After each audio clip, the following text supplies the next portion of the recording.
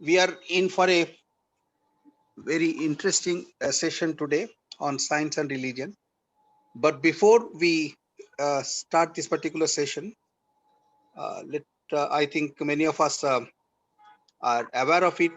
We circulated yesterday in the news that a very senior leader in the space of the senior citizen community has been fighting for the senior citizen community, I think, for last more than 30 years, because I know him for last 20 years or so. Dr. S.P. Kinjewardekar Sahab. He's a very known person in the space of the senior citizen. He has fought with the government. He has tried several things actually. So he has expired yesterday at a ripe age of 88 at the Apollo Hospital. After a little illness, he had a cancer and he succumbed to that. And it's a very sad loss for all senior citizens. So we thought that we'll start our proceedings today with a minute of silence, please. So we request everybody to please maintain a silence for a period of 1 minute.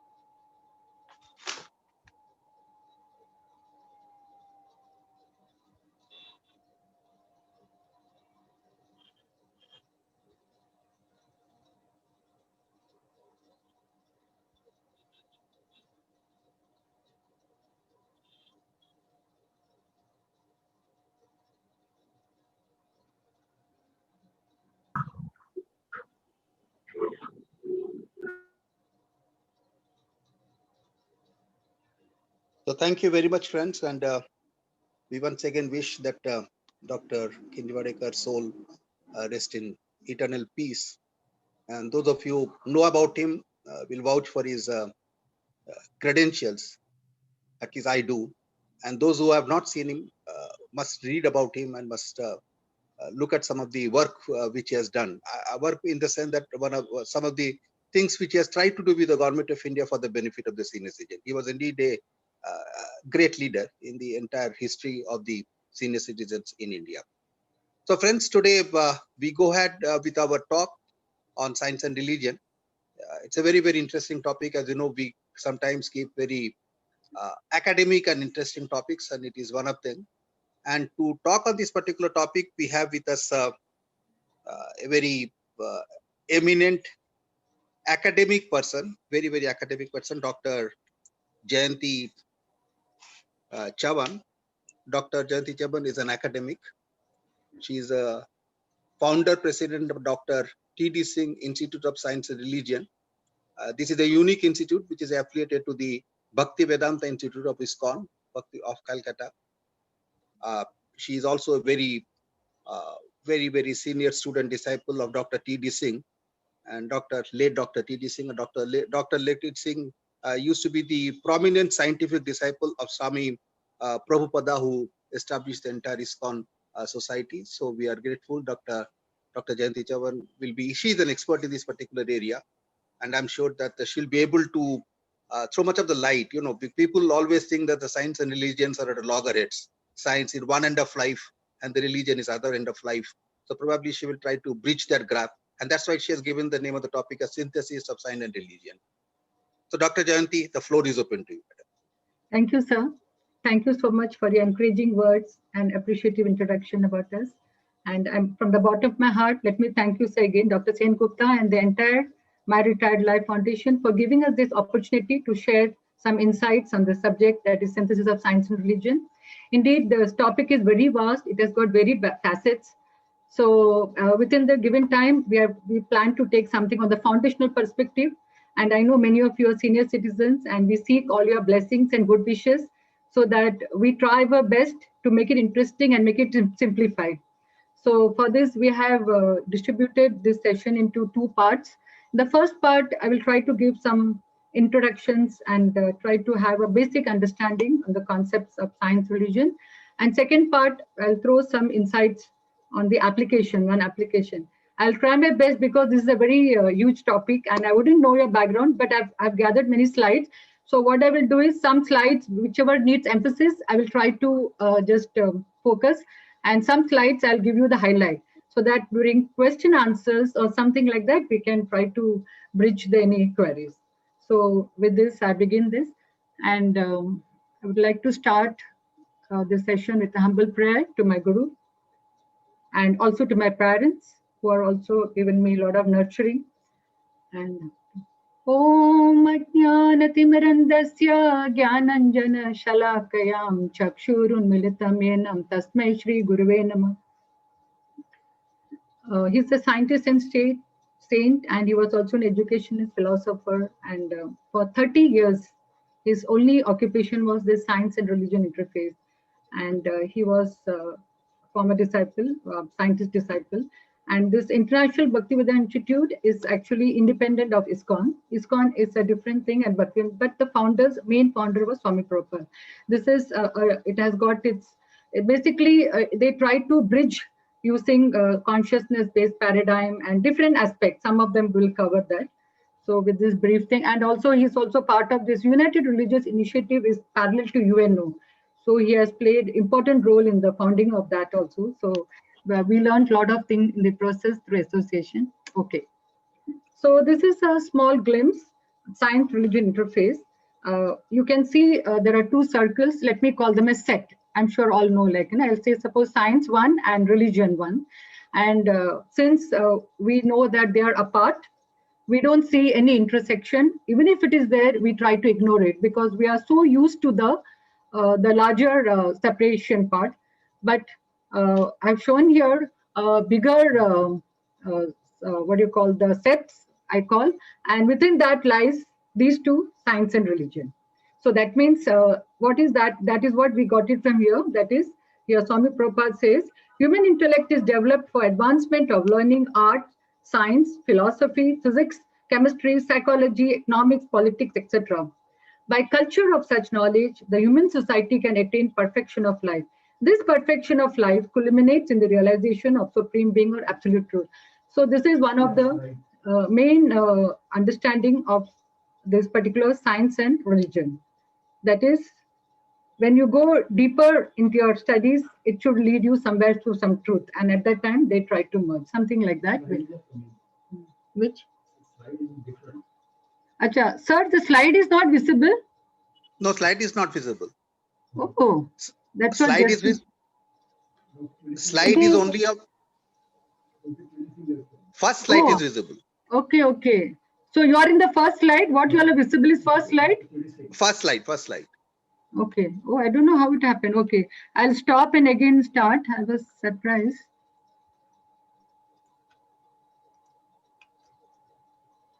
This is the first slide. This was visible? Yeah, it is visible. Wait, go to the second slide. Yeah. Oh. No, it's not moving.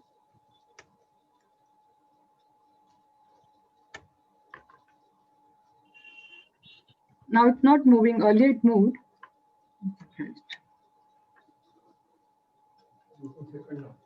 You can see now? This is the first slide where there is a Dr. D.P. Singh's photo. Yes. Okay, you can see. Okay, fine. Now let me see. You can see now? That's only the slide we are seeing. Oh, no, because I have moved to the third slide already with that. No, it's not being seen. Oh, it's not moving, huh? Okay.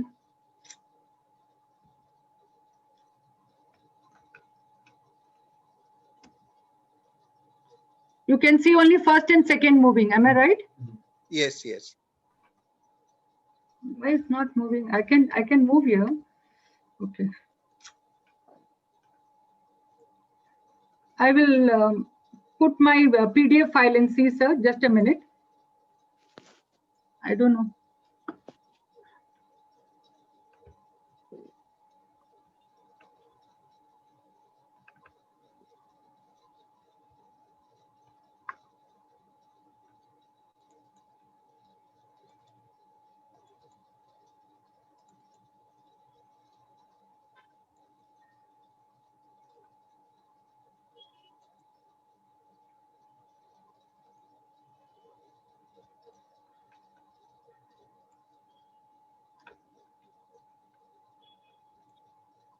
Wait, I'm not able to get those.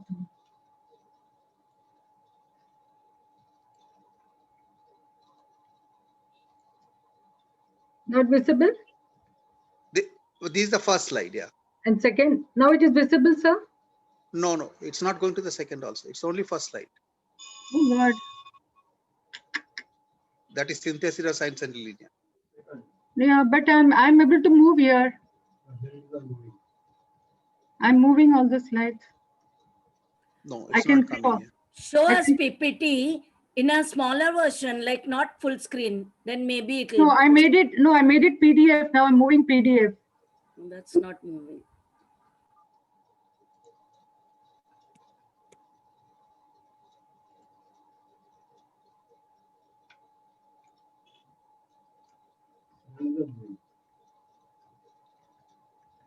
Now also no.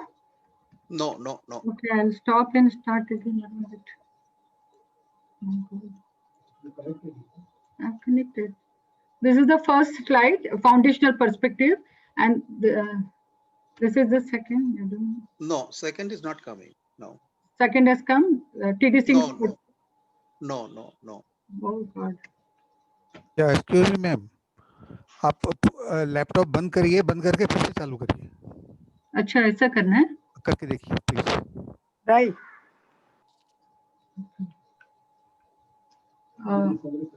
Or should I put it on my iPhone? IPhone The slides? IPhone पे तो आएंगे लेकिन बहुत छोटी आएंगी उस पे. No, I'll put the slides on the iPhone and I will talk on the. Okay, I will off it and see. Refresh करिए इसको जरा प्लीज एक बार. Okay, I'll stop शायद- sharing. हाँ, Because it is showing here your screen sharing is paused, though it is not stopped yet. That is what I'm surprised.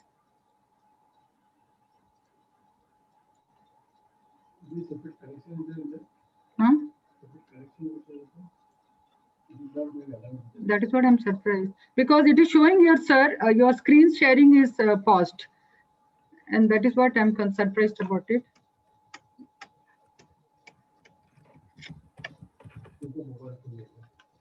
Oh, God. Okay, I will shut it down and see.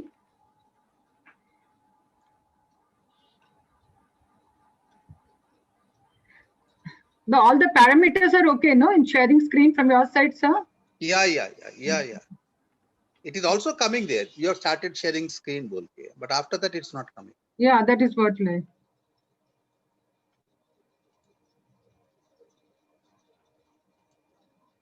What should I do, sir, now? Should I go to iPhone? I've got PDF in iPhone. I have to log in there. Or This laptop, it's not working now. it is working, but I can see the screen. I can see the change of the thing. But from your end, you are not able to see. That is what is puzzling me. No, once again try from my laptop now. Then Okay. you can try. Okay, sir.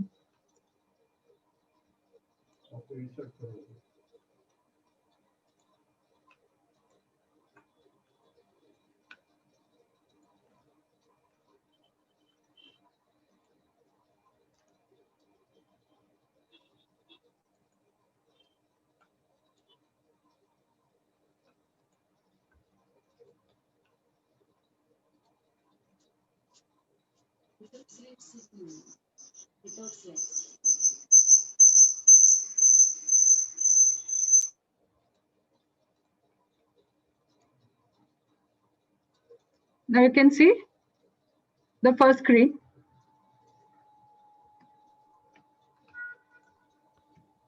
Yes, seeing.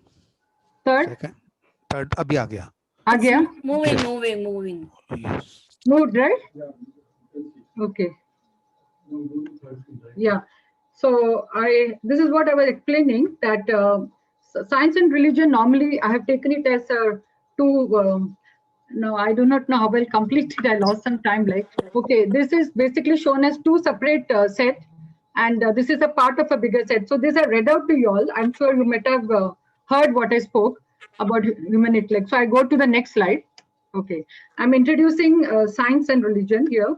So this is what normally understood. Science characteristics are It is rational, objective, logical, verifiable, and universal. The world of science means knowledge is obtained from the structure and behavior of a physical world. It involves experimentation, measurement, and development of a theory to describe the results.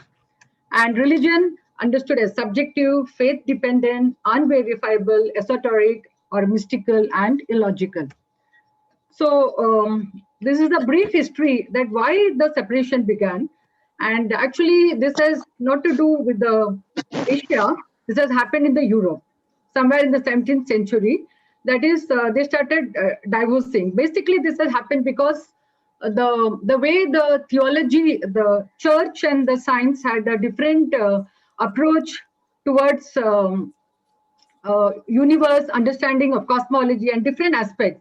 So I'm not going deep into it, but when the scientific renaissance began, that was somewhere 17th century, what had happened is by then the church had become stronger, and some of the leading scientists like G. Bruno, in fact, Bruno was burnt to death at the sacred altar or something. He said only this much, that as per his experiments or whatever, we have many solar systems, and also that there are universes infinite, and all this information he was given, and which was going against the clergy. And subsequently, we had Nicholas Copernicus, who also had experiments about how, whether it is a heliocentric or geocentric, whether the planets are moving around the sun, or is it that the planets are moving around the earth, that is geocentric. And Galileo confirmed it with his telescope. So this didn't go well again with the church, like, so because they had a different as per the theology and all. So this led to a lot of problems, and many of them were acquitted and all those things. And as a result, they divorced. But beginning of 20th century, that is 1901 and so and all, things began to change because they started observing overlapping views. And especially when it came to some solving the complex issues of mankind, problems of life, understanding what is life, and the basics foundations of science faced problem with some limitation. And at that time, they started looking to Eastern science, Eastern wisdom. This is and in fact, Eastern wisdom has played a major role in trying to bridge the gap. So, for example, Schrödinger is one of the founder scientists for physics. So he said, our science, Greek science, is based on objectification, but I do believe that this is precisely the point where our present way of thinking does need to be amended, perhaps by a blood transfusion from Eastern thought. So this, what is life? He wrote this book somewhere in 1944. This on mind, matter and all. He was basically a physicist, but he took interest on life. And normally this life and all, from the scientific point, the biologists take interest, because biology means the study of life and not any other science. It is because science had diversified that way, that each one have got separate compartmentalized. They are not connected.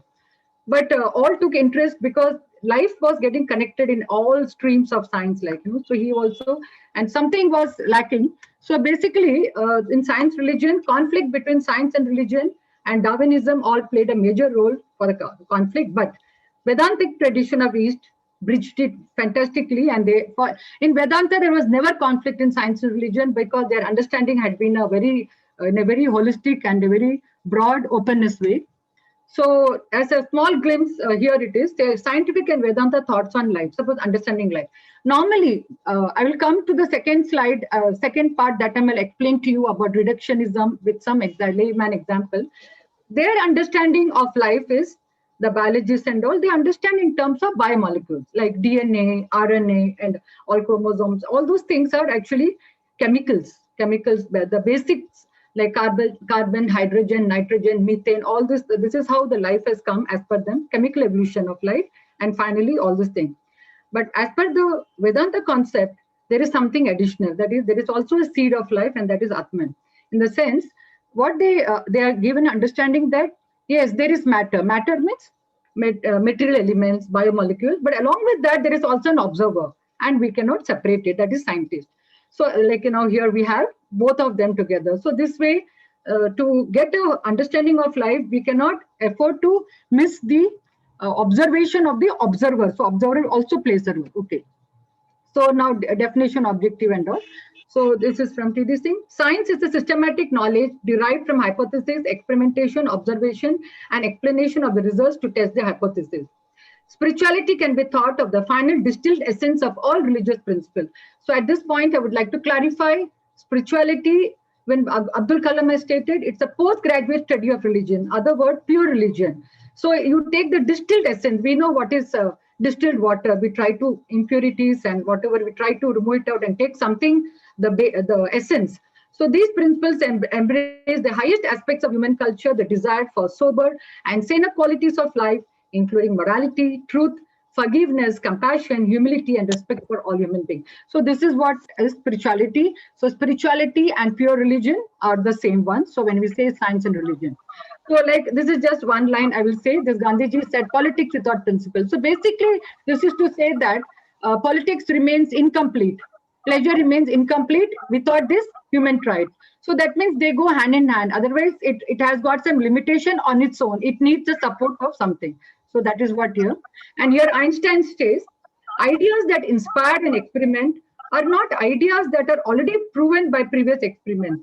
Now, when he says ideas, I'm not talking about the small ideas. There's something to do with the high level, discovery level and all.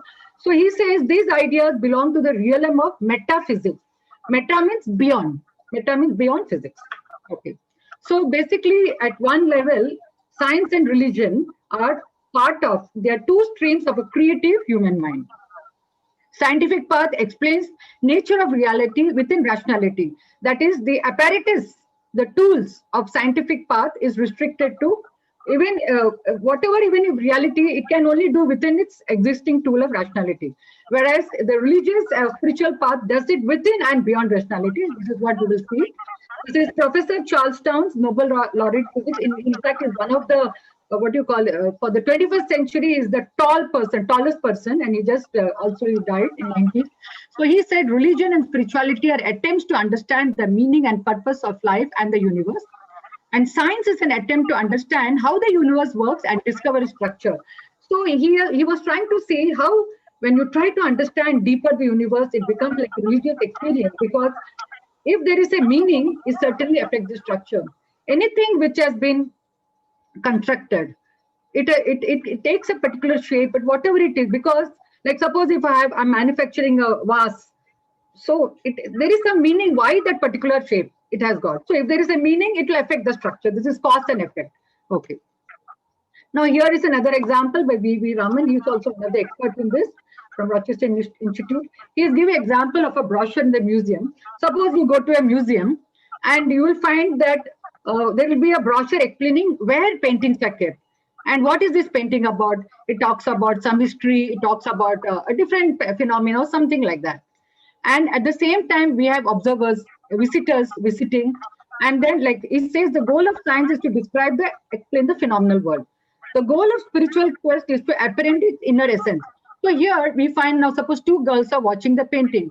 Now, if you see, both of them are experiencing how they are observing the painting and what they are having that experience. That is unique to them, and you cannot transfer from one person to other. Exactly like if I have a toothache, I will not be able to transfer to that experience to another. So this is one important aspect, because this brings a limitations in science. This is given by Max Planck. There is in all the the statements which I'm going to give, they are going to be from top scientists, the founders, based on their work. Today, science and technology of focus, our progress. Okay. So Max Planck, in his book Where the Science is Going, he says it is a fact that there is a point, one single point in immeasurable expanse of mind and matter, where science and therefore every causal method of research is inapplicable. And this is the point of individual awareness. So for example, here she's having a toe pain. So this pain, this awareness, where is it situated? Science cannot locate. That experience, where it is, we cannot. And that awareness, that is a very difficult situation, but that has got impact in the work of that particular person. So it cannot be separated. So for example, it is not possible, Eugene Wigner, possible to formulate the laws of quantum mechanics. They are working on something in a fully consistent way without reference to consciousness. So that means without reference to the observers, it is not possible. So they have to be together, science and scientists. And Roger Penrose, another Nobel laureate, he says, but our present scientific knowledge cannot describe consciousness.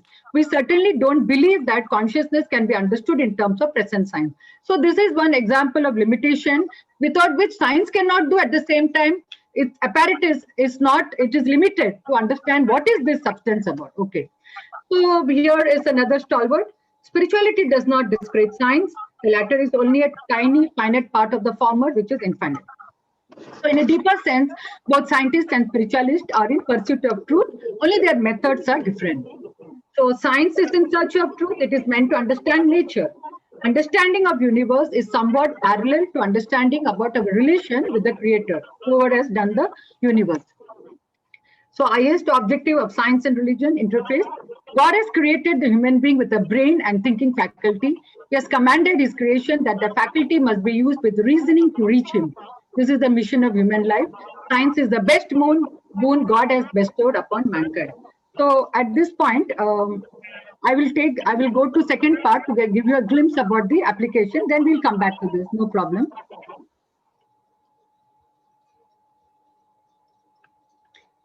You're able to see this?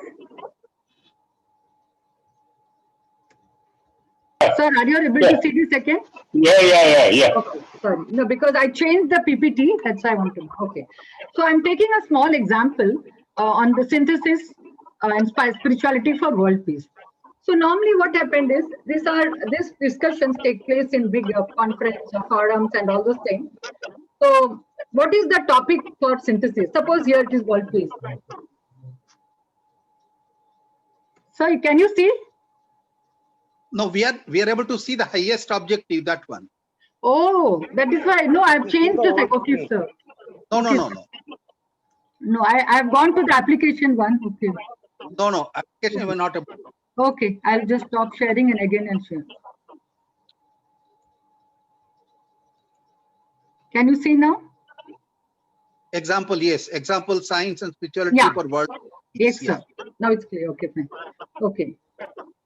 Okay. So I just left it at that point so that I want to give you some idea. Then we will see how to manage. So now, what is this? How do we understand that whatever we discussed in this context, suppose world peace? So normally in this type of discussion, it is important to understand the meaning of peace. Here, suppose peace is the example taken for synthesis. Then what happens is science will have its own definition, suppose spirituality, and they will have a difference. So the first thing is, let us keep the difference aside. That is the first thing we see in synthesis, because ultimately the common, we want that both to come together to help mankind, suppose. So let us see that what is common between them. And from there, whatever is limitation in respective, then we try to help one another. Suppose that is one approach. So we go for appreciating the common point. Normally, it is understood that faith is the only religion, not in science. So some of the common points we are trying to discuss here. One is role of faith, and there exists a domain of reality beyond sense perception. Okay. And third, understanding about life value and the nature. So I will not be able to touch the last two. I'll try to touch the first three. By then you will get an idea. Okay. Now, role of faith in science and religion. Now, what is actually this faith is a very natural quality, and it's a driving energy of human mind. In the sense, suppose we are getting into flight or getting into the bus. Everywhere, we need to have the faith in the pilot, faith in the driver. And unless we have a basic faith that, yes, this particular bus or this particular vehicle is going to take us in this direction, we will not even dare to enter into this, So everything is driven by faith, that else, without this basic faith, we can become fearful in everything. So this faith is a natural instinct of human mind. Whether there is no faith in science, Max Planck says. Science demands also the believing spirit. Anybody who has been seriously engaged in scientific work of any kind realizes that over the entrance of the gates to the temple of science are written words, ye must have faith. It is a quality which scientists cannot dispense with. The imaginative vision and faith in the ultimate success are indispensable. The pure rationalist has no place. So this is what it has been put in one of this thing. And Charlestown says, science itself requires faith. The idea that religion is faith, science is knowledge, I think is quite wrong. It misses the actual basis of science, which is faith. We scientists believe in the existence of the external world and validity of our logic. We feel quite comfortable about it. Nevertheless, these are acts of faith. We can't prove them. So something like, Let us take this fundamental constant. We all might have studied in schools, magnetic constant, gravity, and then Max Planck constant. All these constants are there. But scientific paradigm does not have anything non-empirical, but still they put faith in the physical laws which are constants and nobody knows how it was derived. And without this, you cannot proceed in your experiment. This is one point. Second point, there are mathematical axioms and physical theories, even these imaginary numbers like I equal to root of -1, all these things. There is no source for it. Nobody knows how it came, but without that, we cannot do. So these axioms are playing a very important role to inculcate faith in science, the physical laws, which is already existing. And then, so scientists, and besides that, there are different levels of faith. That is, when he's doing an experiment, there are various possibilities, but he has faith in one set of possibilities, so accordingly chooses and then. And similarly, some scientists can believe the Darwin theory, that can be also a faith, and the Big Bang theory, that also. So there, and limitations has been observed about the senses. We do have some limitation in our observable data. Some mistakes can go wrong because there are 4 limitations to senses. One is here, it is just shown here diagram. So, and similarly, we have faith in religion.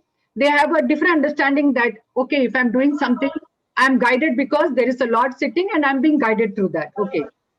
And some may believe that life and universe are products of the all-powerful, almighty God. Fine. And religionists, like the scientists, not only believe in the universal cosmic laws, but they go accept also axioms about the self. Like in Vedanta, we have Aham Brahmasmi, whatever. Like, there are, and these are some axioms means you start with that and then you experiment on it, then you arrive to that. So same way in science also. So they also believe that physical laws are created by Supreme Being. So ultimately, but either science or religion, the test of faith is important. Phalena parishyate. The nature of the tree can be tested with the type of fruit it produces. Ultimately, the test of the faith lies in seeing or experiencing the desired result compared to that of predicted. So genuine faith may bring us some understanding about the relationship between science and religion. This is one aspect. Now, second aspect is there exists a domain of reality beyond sense perception. In fact, this is the major point wherein science is trying to bridge with Eastern thoughts. At mature state of science, it is finding that it doesn't have the suitable know-how. At the same time, it requires it badly in science. Like Werner Heisenberg, in fact, he was the first person who brought this uncertainty principle, and which was not normally in science. Everything is certain, everything you go, but he came out with that, and that is how it came. In 1901, it came out. So on the surface of the glass of natural science, it may look atheistic, but at the bottom of the glass, God is waiting for you. So the first in the first section, I covered about that human intellect is meant for advancement, so and so. And finally, it will culminate in understanding absolute truth. This is something similar to that. Okay. For example, revelations and inspiration. Gauss, we all know in mathematics, these all are very Gauss theorems and all.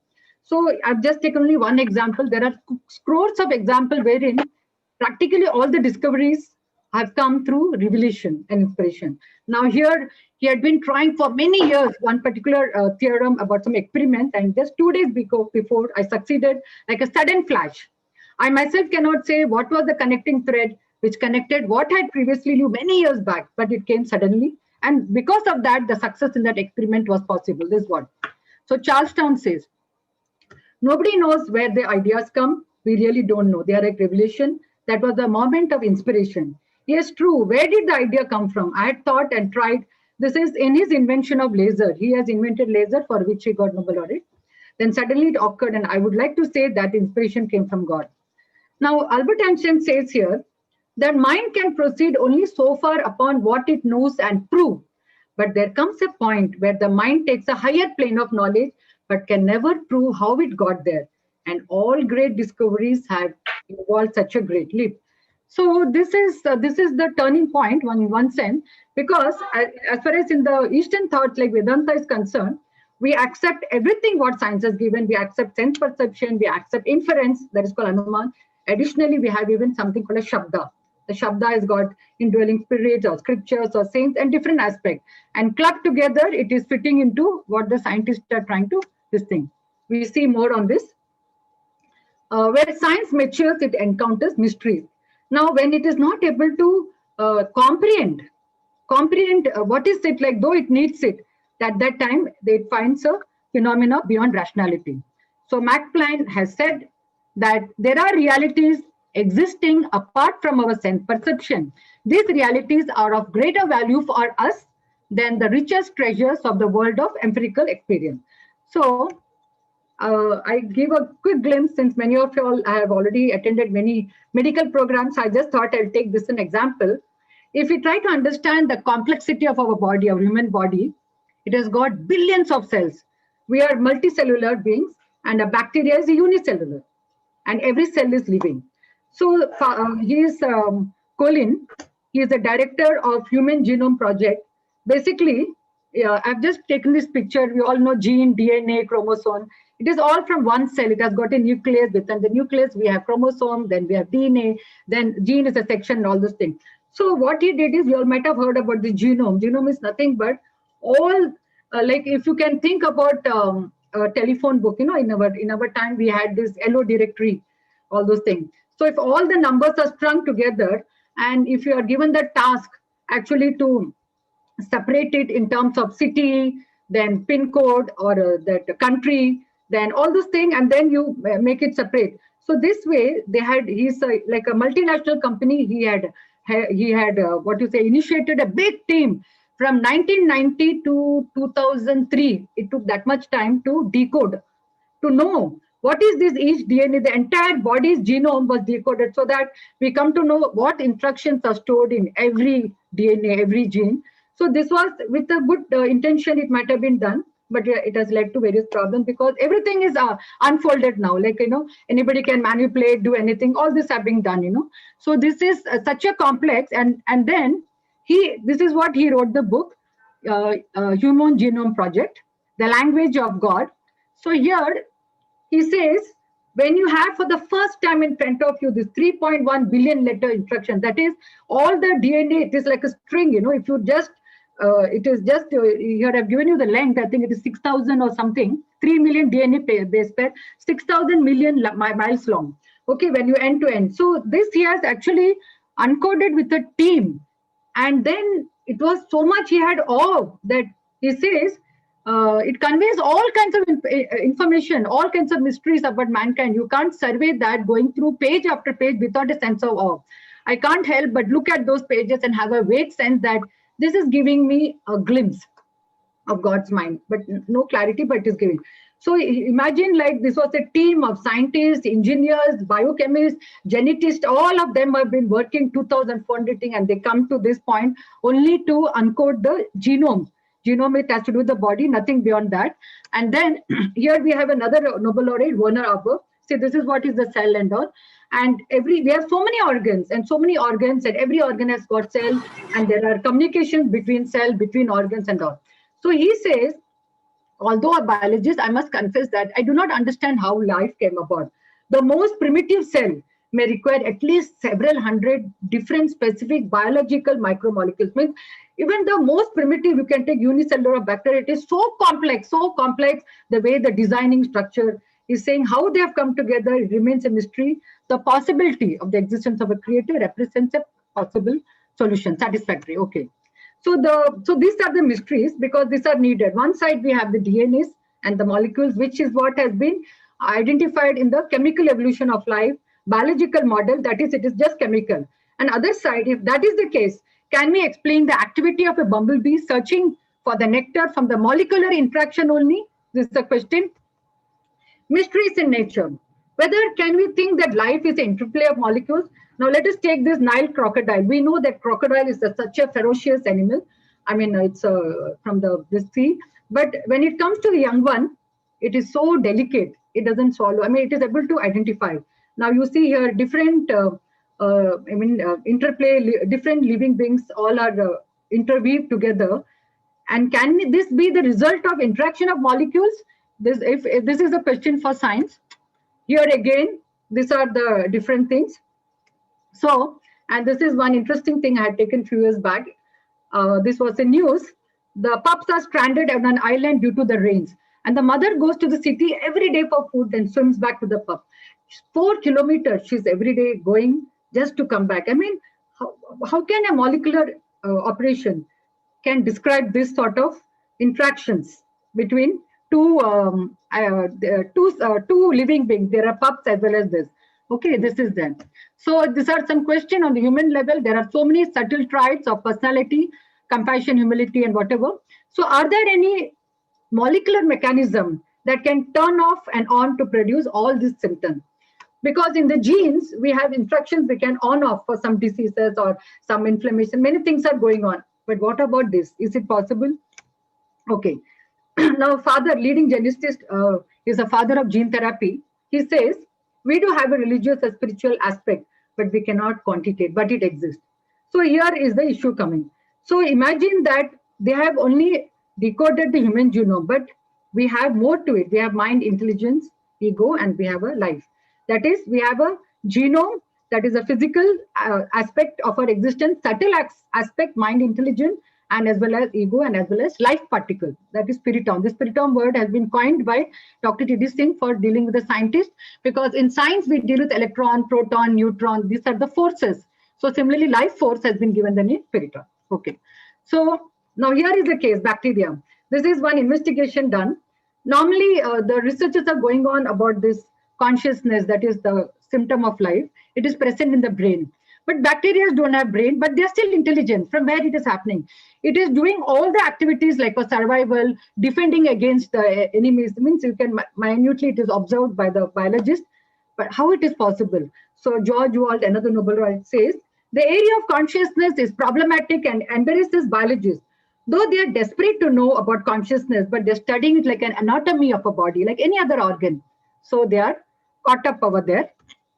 And similarly about evolution. So whether National Geography, whether Darwinism is wrong, because Darwinism talks about evolution of body without the consciousness, without the life. And it says due to error has seeped in the DNA and it has changed the body. But Professor Werner Aber says the errors cannot happen. Rather, the evolution genes must have been fine-tuned. There is some intelligence for their function to provide and replenish a wide variety of. We have it is a biodiversity. If you see our universe, we were just showing that mystery. So many varieties of life. Is it that one animal is becoming another animal? This is so that is a question. Okay. Now, according to Vedanta perspective, beyond the quantum phenomena of mind, there is a conscious spiritual particle which we call as self. So this is an understanding that when we have to understand in reductionism, only one aspect of our existence is understood, and that is being atomized, reduced, checking one parts, organs, and all those things. But actually, nothing can be separated. We exist as one complete being with all these features, all these domains. 3 domains are there: gross, subtle, and there is consciousness or life particle. So here now comes the point. So the point now is, when it comes to peace, meaning now, so it is important. Now you try to understand. Now you're talking about peace dialogue. Okay. So what is the meaning of peace now? How to understand the meaning of peace? Knowing this limitation. For example, this we have, the scientists will say, when you take a blank paper, they will say it is made of cellulose. We all know how the paper is made. It is all cellulose. But does it have any blank paper has any meaning? No. When does it get meaning? For example, official paper currency, when there is a stamp by the government, all these things are done, then we know that paper has got value because it has been, otherwise blank paper. The same way, when you talk about basic building block, you may try to what you call anatomy study and say that is only chemical molecules, but it gets meaning when it has got living symptoms. You have a bird here, you just leave the bird, it can go anywhere. What happens to the dead bird? There is no living. So, peace is a key ingredient of meaning, purpose, and fulfillment. That is, peace is connected to life. So, it is very important to know it's a feature of life. And without peace, there is no happiness and value. So, now their connection is coming. The meaning of peace and the meaning of life. The peace is getting connected to life. So, that means you have to have a proper understanding of life. And then we can connect, give meaning. The life has got meaning when you have peace. That is one of the important features. So in this, I just took it up, that self-mastery classes introduced to find inner peace. So there is a clue that you cannot you cannot just avoid the self-domain if you want inner peace. This is just a clue. But what happens in science? this is a very big quotation, I just reduced it, that he's a very famous scientist, Nobel laureate in physiology and medicine. So they try to locate, they're trying to study cells, they're trying to study the chemicals, they are completely diagnosing the body and checking it in a reductionist way, part by part, part by part. Reductionist way means, suppose there is a tree and I pluck the apple from out. When I pluck the apple, I have now forgotten the tree. And then I take out the twig, I mean that stem, I just throw it out. And then I'm trying to break and understanding the apple. So minutely, I'm disconnecting it from where it has come. And in the process, I'm not able to properly analyze completely. I'm finding limitations. So same way, they have been analyzing. In the process, he says, he ended up with atoms, electrons, which have no life. Somewhere along the line, life ran out of my finger. So in my old age, I'm now again retracing. So they have come to this. So at this point, so this limitation, I just took up two things and introduced you about there are limitations understanding life. And without understanding life, peace will have no meaning. So then then you have to take it from another domain with all humility for the cause of mankind. On the other hand, if we try to go separately or diverse, then materialism and reductionism are the root cause. Now I come to this materialism, reductionism means study of matter. That is, whatever you see in this world, everything is only in terms of chemicals, matters. That is all those biomolecules and all. And they are reduced. So life also is seen in terms of chemicals. So what value can you give to it? What value can you? So if that is the foundation of understanding of life, then purpose of life will be blurred. So how you arrive at the purpose of life when the nature of life is not clear, the nature of life is incomplete. Okay. So in the process to promote social and economic progress through exclusive scientific thinking, earn as much money as possible and enjoy as much as one can without any concern for ethics and values, denial of God's soul, religion is materialized within the scientific culture. So a false meaning to life will never be able to bring lasting peace in the world. So here, now both have been misused thoroughly. It was long time back, Confucius had predicted, in the scientifically and technologically advanced century, we do not want to create a people of scientific barbarism. That was, you can see here is the Hiroshima, and then we have the different Glasgow bomb blast, and both have been collided. Both the technology has come together fantastically, science and religion here. So, and this is another case. And this is happening quite frequently. In fact, my father also is sick. Somebody told us to be careful with the doctors also. So what has happened is a surgeon in California was charged with prescribing excessive drugs to a comatose, disabling patient to hasten. He was wanted to accelerate the death so that he can harvest the organ for transplantation. We know that this organ transplant has become, a lot of ethical issues have come out in this, and of course it is a criminal case. So this is a case of wherein no meaning to life, no value to life. You don't respect, because I do not know what is life. Then that is the thing. Okay. And these are the social evil traumas of society. Disastrous have often deflected the course of history, winds and waves. This is from news article, that how they topple the empires, even if timed perfectly. This all has come. Okay. Now this Nobel laureate in physics says, I feel it is wrong to think that scientists can research whatever they like and that politicians are responsible as to how the government uses the research.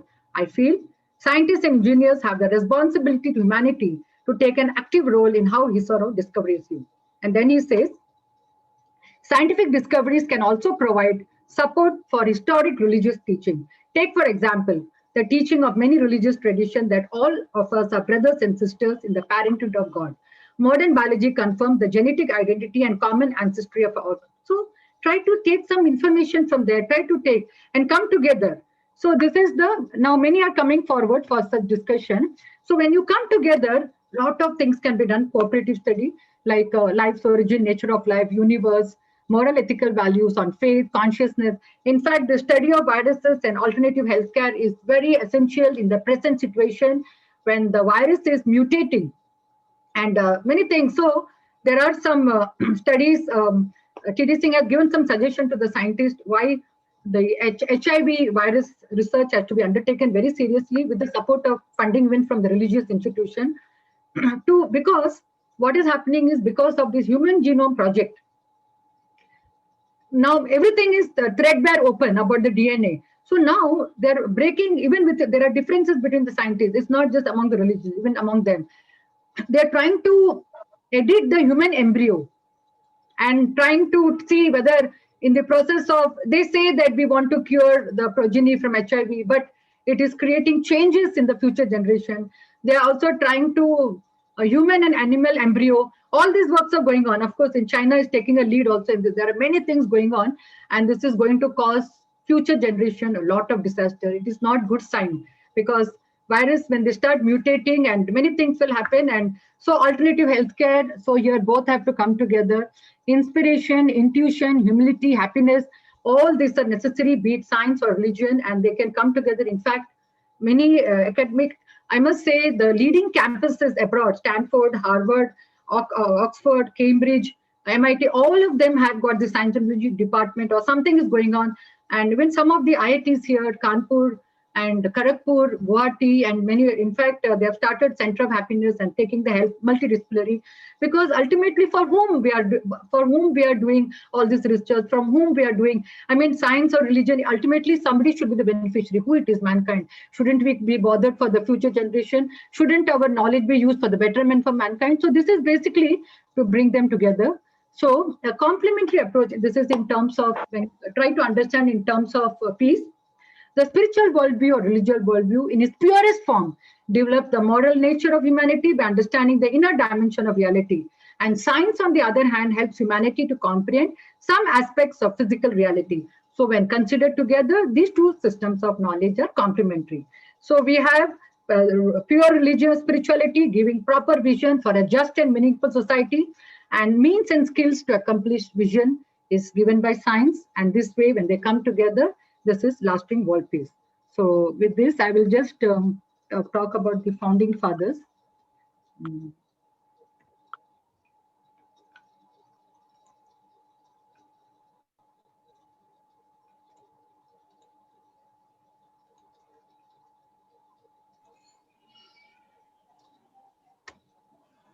This was the slide. I just want to tell that though in the 17th century, the science and religion began to divorce, these are the, we must be very much grateful to all. I didn't have the place in my screen. Basically, these are the scientists on whose shoulders, we call them standing on the shoulders of the giants, on whose shoulders the technology, science have been progressing. Dr. Janti, we are not able to see the scientists. Oh, okay. 1 minute, I'll share one again.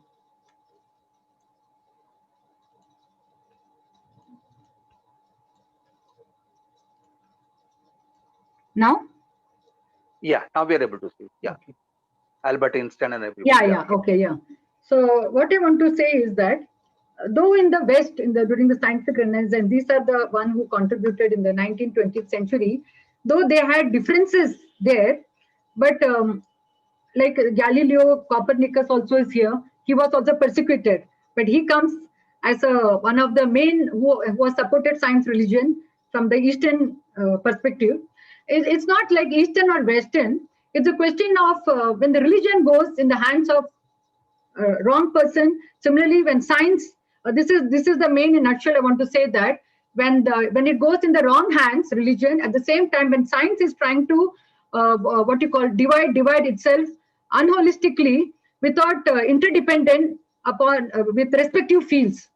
At that time, they are in their own shelf and each one are doing separately, and here the religion, and this is what happened in the West, the European. But around the same time, these are the founding fathers, they were looking forward to the East, because they found that whatever their observation and whatever they are talking about reality, and that is all somehow matching with the Vedanta perspective and all those things.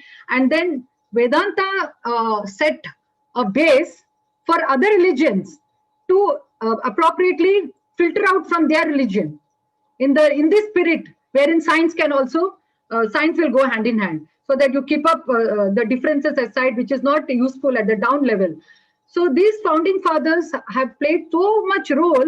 There are maybe in hundreds they are there. I've just taken some, and all these scientists, you can find their names in our books and all this thing and reference and all. And you go through their life sketch. In fact, there is one nice book also available by Bharati Vidya Bhavan, on the scientist. You can see the life sketch. And when you study, this is very important for students. This is what one important thing we teach our students, that we want them to study the life sketch of the great people who have done great, top, and go to their private life, personal life, go to their research lab, everything, and understand them as a whole person, and how they were holistic in their approach, and how their thought processing, and how they never had conflict, all those things and all. So we are normally indebted to all this, and we have Ramanujam. Actually, we have many of them, Vivekanand, Mahatma Gandhi. Many in India, we have plenty of them.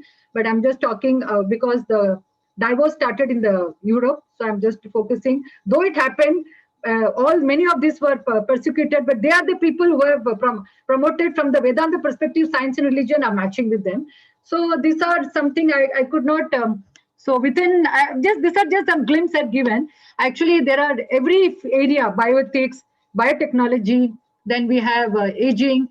There are different areas. Then physics, chemistry, and whichever area one specializes, we have science and religion, science, spirituality, and so that they try to have a very collaborative approach in their studying and for faculties, when they are quoting, when they are giving as assignments in the class, when they are going in the library, teaching them how to read the books, which books they have to refer. It's not that just for a limited period, for your growing your intellect, growing your mind to reach a higher being, to reach the absolute truth, which is common. Both are seekers of truth. So this is how the science and religion, basically the focus.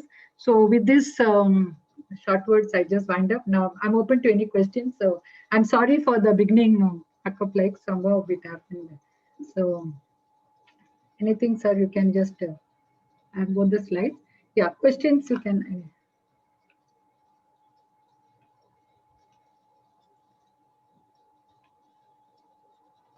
Yes, I've completed. Stop sharing. Yes. Sir, can I ask a question now? Please go ahead. Yeah. Madam, then what is your advice to the present generation scientists now, budding scientists, the research students? Okay, that's a good question. See, first thing is that it begins at school level. So I strongly feel at the school level, the curriculum has to change, in the sense it is important that nothing should be just at the surface level. So this is one important message. Whatever we do it properly. And even if it is little, even if it is some, the subject can reduce, no problem. But make the foundation very strong. When our foundation in that subject goes very strong, at that time, there is expansion, the way the horizon expands, and the way we think for the utility of the subject, and as we progress in our college, the way we choose subjects, it directs us in that. It directs us in also how we do experiments in the lab.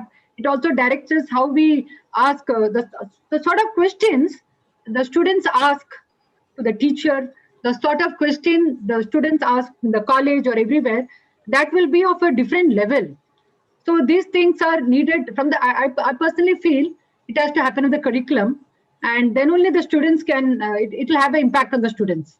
And here I suggest also one more thing, teachers especially can take up some training, and also the principals of the school, teachers of the school initially, and because it is important for them to get a grip in their specialization and see how best can be done. And then in colleges it can go, because this goes at a various level. It can go at a health level also. It can go at a simple level of calmness. Suppose this is the time for health, we need calmness. That also we have our yoga systems all are there. Yoga is very much, in fact, Ayurveda and yoga, these are very strongly promoted in the West. Ayurveda has been, I didn't cover up here because there are research which is backing up yoga, Ayurveda for mind-body problem.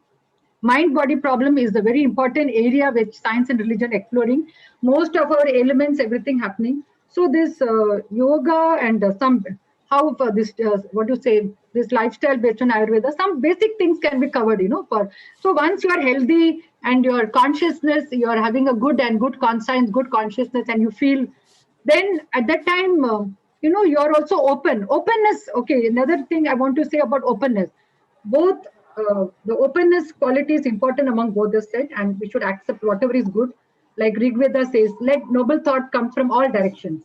So this is what has to be encouraged at the school level, and nothing should be taught as So these are some of the things. Thank you, madam.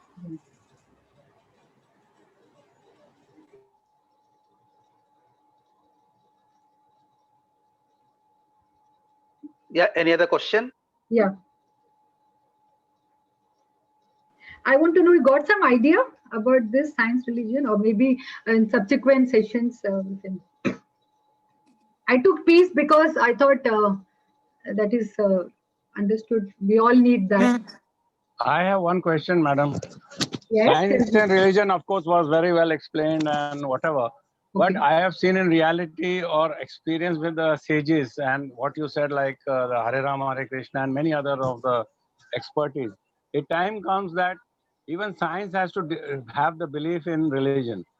When science Like has to. nuclear experiment was being done somewhere, and I remember that at that time only that little prayers of few seconds made our decision of the brain, the super cells, to do the press the right button or the right digit. That is what I believe in. Thank you. I just want to know, is it true? Yeah, I can just give one comment on this. Yeah. See, we have to have, as I said, the clarity. Every cell in our body is living. Sir, can't gravitational potential energy continue? Please go ahead. Yeah. Actually, every cell in our body is living. And I covered in the second or third slide, in Vedanta, there is no conflict between science and religion. And even Louis Pasteur also has agreed with this. There is a Louis Pasteur, when you go to the Pasteur's experiment, how he has proved about life come from life and all. So there is no conflict. So we want to see that it's not that other religion also has got lots, but they have not known how to extract because the layers, and that is what Vedanta is playing a role in through this science religion forum and guiding them. Because that Albert Werner, whom I showed now about this evolution, that is from Genesis, not from Vedanta, what he has concluded. And that has happened through the forums. So that's a good thing. Thank you. Thank you. Very well explained. Thank you. Any other question? Agarwal साहब, आप कुछ पूछ रहे थे? I just wanted to ask actually. Yeah. Normally, what they say is science is responsible for creating all this destruction, like a nuclear fission, which was developed developed as a research, is used for peaceful purposes like production of electricity and various other industrial fields, including cancer research and all that. But the same is used in Hiroshima. Now, is it the fault of scientific research? We make planes, but then we make fighter planes to drop missiles and create destruction. Okay. So can we say that it is the research which is bad, or who guides them or misguides them? Likewise, religion also. Religion per se is not bad, but it is the interested elements who use the religion to create fights, to create differences and all that. So where do these two things close together? Yeah.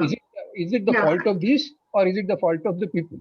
I think I covered this in that particular one slide very clearly, that I showed you that chart of that Hiroshima and all. Because one thing we have to be very clear, science is not separate and scientist is not separate. Science and scientist are together. So when you say scientist, that means the observer or the consciousness or the person. Okay. And so science is not independent of the scientist. This foundation should be clear. So here it's important that the guidelines for the utility of science obviously has to come from scientists. Yeah. And then who will guide the scientists? This is what the last. Okay, so this is where we take the essence of the religion, that is called spirituality, and they have to guide for a good vision, pure vision. This is my last chart. So basically, first thing is that they cannot remain independent. They are not separate. You cannot separate science and scientists. But if they have to be together, scientists, because today we have this ethical issues, moratorium coming in, this bioethical issue has become very much. In fact, we do not know this virus, why it has come. Slowly we'll come to know. There are a lot of issues you might have read in the news. So if that is the case, who has guided them? So who is guiding them is when you don't have the knowledge of life, when the understanding of life is blurred, when the basic of what is life, when this clarity is not there at the foundational level, and this is not there in reductionism, it is not there in scientific materialism, it is not there in Darwinism. And if you stand on that base and you build up, then who will guide them? So this is what has happened. So this is what they are now trying to find out, and a group has come up. Both will exist, but many of this category of merging together and helping mankind is increasing. So we have to be in that particular side as many as possible. Thank you. Thank you. Any other question? Yes, sir, I have a question. Can I ask? Please go ahead. Yes. Yeah, madam, in days when we were a kid, when I was a kid, there were prayers going on at home and we used to join. Yeah. Today, I see many of the children, including my children, they don't join the prayers. They're too different. For them, first preference is it virtually true? Does something exist? How do we convince them? Yeah. So this, maybe some other time I can cover. We have got research on prayers. I can look at the slide if you want. Concrete research undertaken, how prayers are having influence in lowering of BP, calming the mind, connecting, changing our nature, changing our behavior. This deep research have been undertaken in the West. It is very much that I can send across that particular link.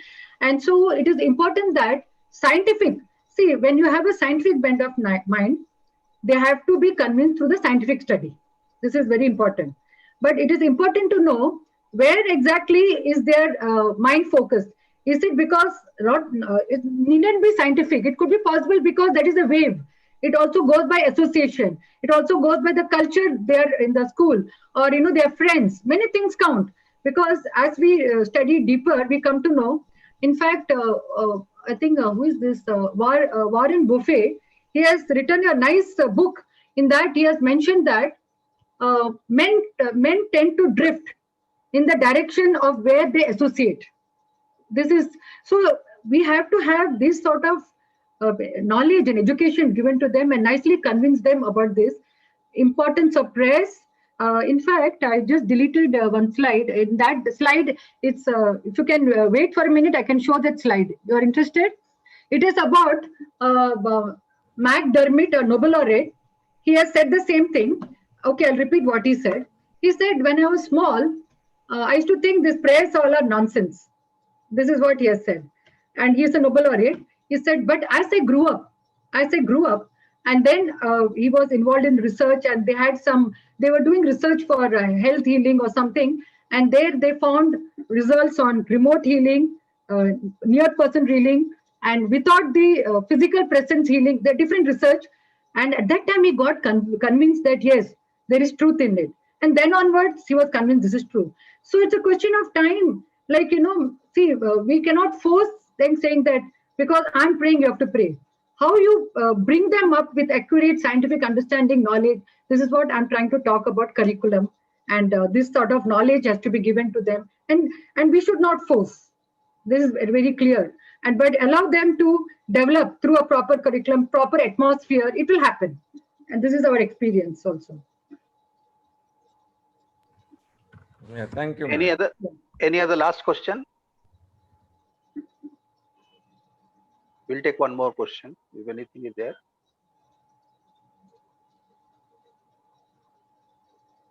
Okay, if there is no other question, so thank you, Dr. Jayanti. We had an excellent session to understand the relationship between the science and religion. and trying to understand that there is actually no difference. The difference has been created by some people and so on and so forth. And now there are efforts to ensure that the science and religion, they converge in order to bring the lasting peace to the humanity. Thank you very much, Dr. Jayanti. We had a wonderful session. Thank you. Thank you. Thank you so much. Thank you, madam. Thank you once again to all the MRs. Thank you, doctor. Yeah, thank you, doctor. so much. Excellent. Thank you doctor. so much. Thank you so much. Yeah. Thank you. Madam. Bye then. Yeah. Yeah, thank you, madam. Thank you. Thank you, madam. Thank you. Thank you. Thank you, madam. Thank you.